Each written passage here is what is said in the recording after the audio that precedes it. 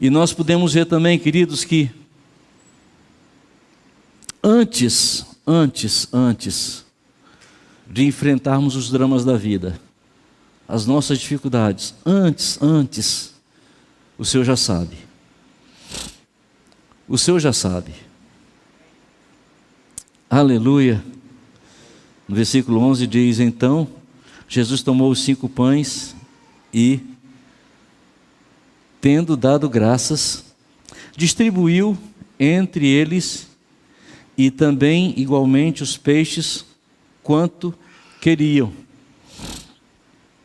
Nos evangelhos eles falam, Mateus, Marcos, eles vai falar acerca de que Jesus, quando ele faz isso, ele dá graças,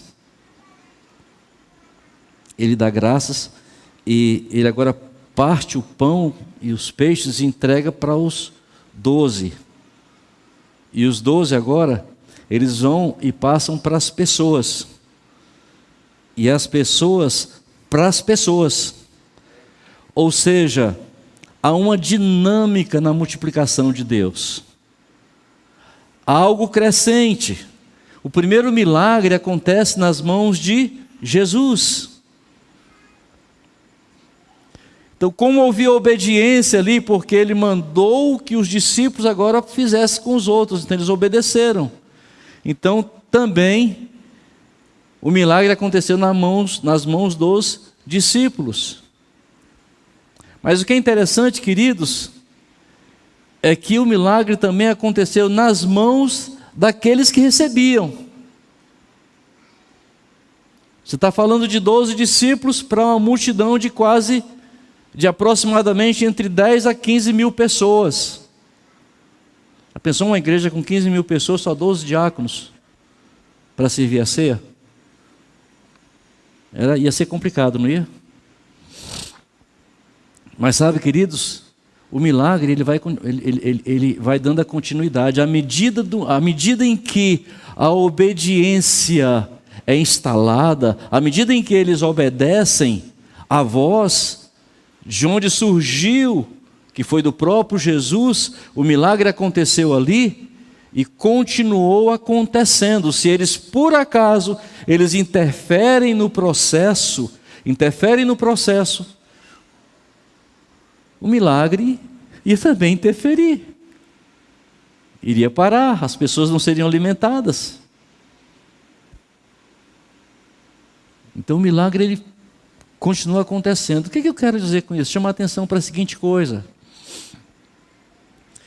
Em Isaías 61, ele cerca de 730 anos mais ou menos antes de Jesus, é profetizado que acerca de que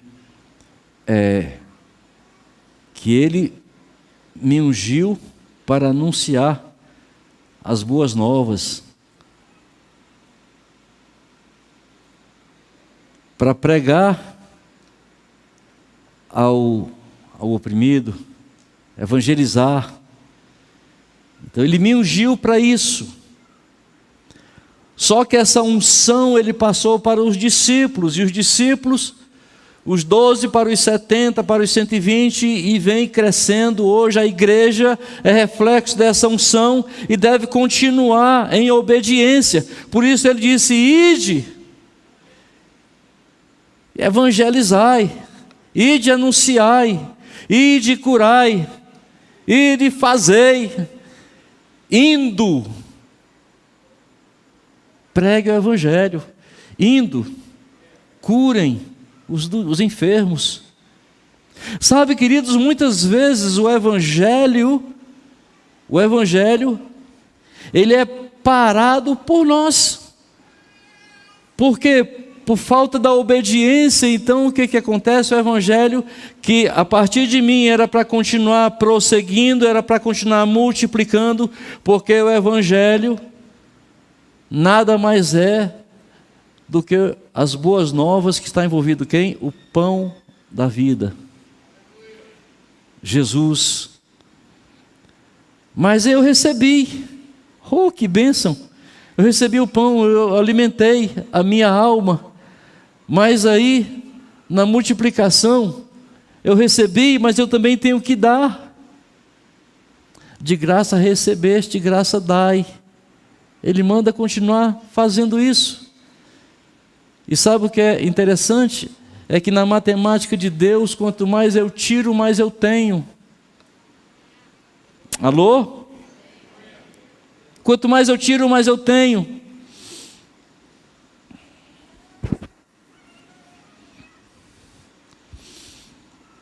Só Jesus pode saciar para sempre a fome espiritual das multidões.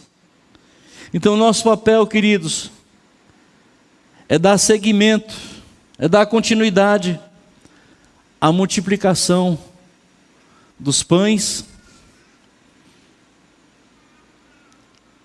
que é a palavra de Deus, é o nutriente, é o alimento. Alô? E os peixes, que dá o sentido de evangelho, as boas novas. Temos que continuar multiplicando. E sabe o que é interessante? É que quando terminou, todos, mas comeram para dedéu, comeram muito. Diz aí que eles comeram a se fartar, comeram muito, comeram mesmo, sabe? Eles não pouparam, não. Eles comeram muito. Lá no versículo 12 diz: e já estavam fartos. Esse fartos aqui quer dizer barriga cheia. Já estavam com barriga cheia.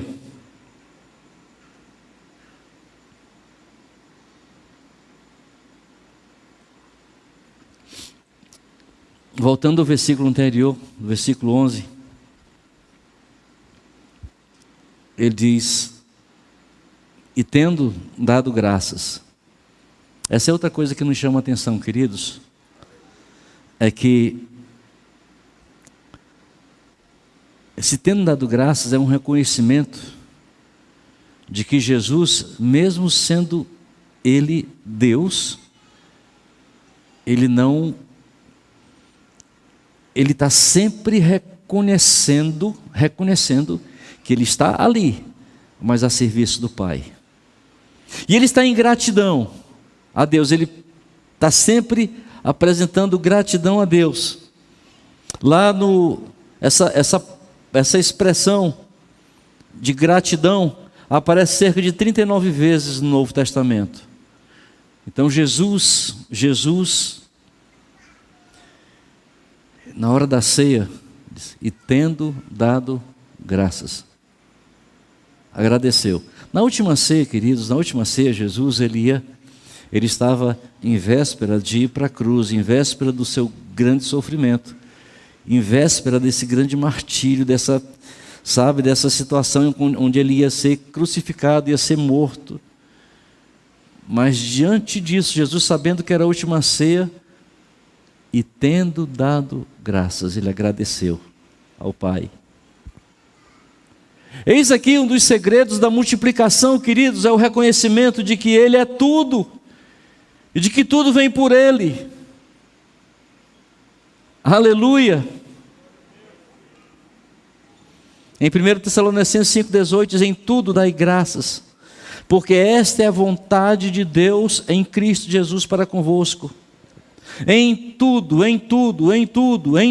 dai graça. Em Colossenses 3,17 diz: e quando fizerdes, por palavras ou por obras, fazei tudo em nome do Senhor Jesus, dando por Ele graças a Deus Pai. Às vezes, queridos, nós somos tão insensíveis à gratidão. Somos tão insensíveis. Às vezes nós recebemos, já é um hábito nós recebermos determinada coisa.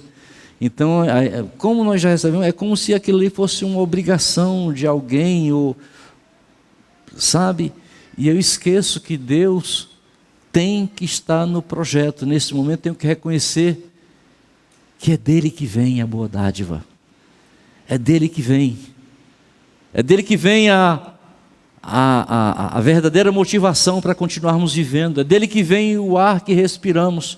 Eu gosto de lembrar, de vez em quando eu estou lembrando, de logo no começo dessa pandemia, quando vi um médico na Itália,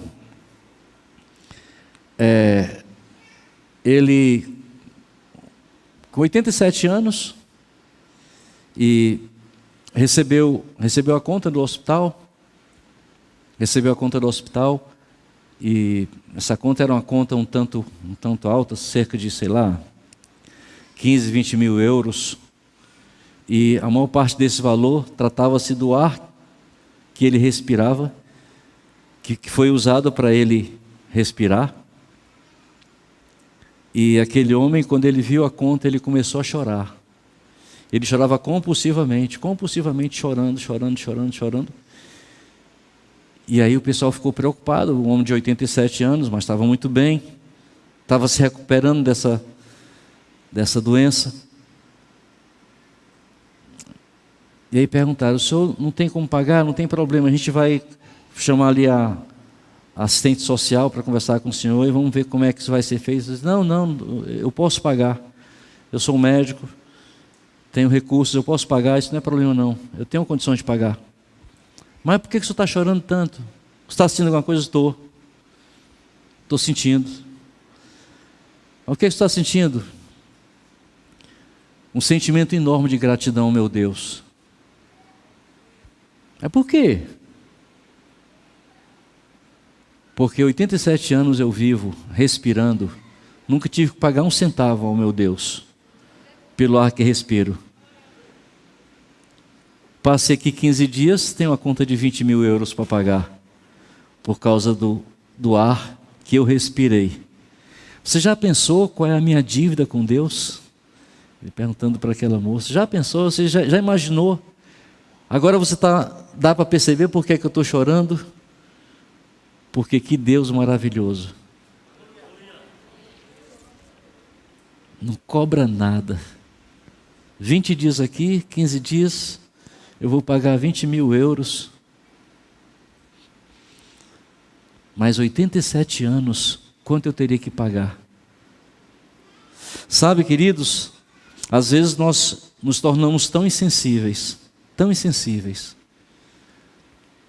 Aqueles 10 leprosos que chegaram a Jesus, Jesus mandou que eles fossem se apresentar ao sacerdote, e no caminho perceberam que já estavam curados, mas apenas um, de 10, apenas um, e era um samaritano. Ele voltou para agradecer.